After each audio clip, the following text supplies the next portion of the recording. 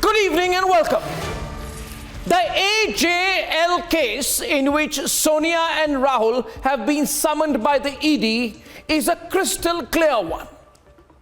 Property owned by a company called Associated Journals Limited. Property conservatively worth over 800 crore rupees is taken over suddenly by a company controlled by the Vadra Gandhi family almost entirely, 99%, by creating what is essentially a fraudulent scheme. The property was taken in the name of running newspapers way back in the 1930s, but it's essentially now being used for everything else. Now there are book entries. Now there are non-existent loans. And there is non-payment of tax.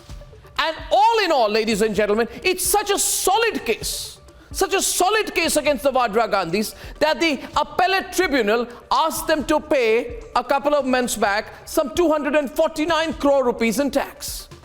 249 crores in tax.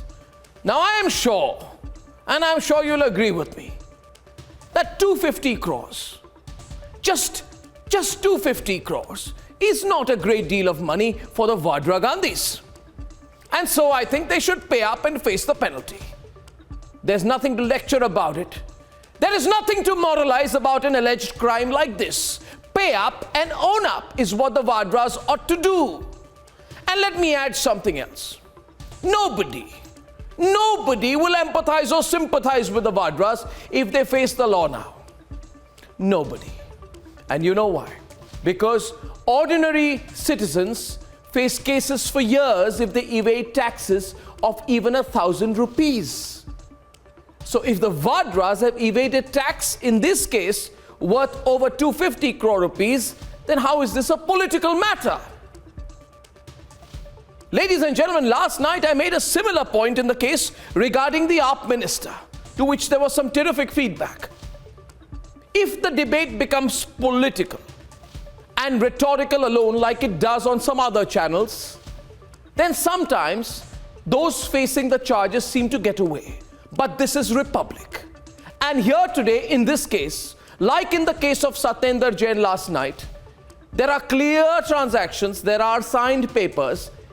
And so the question is, will we ask for accountability using these documents? Will you and I raise our voice against acts of corruption once again?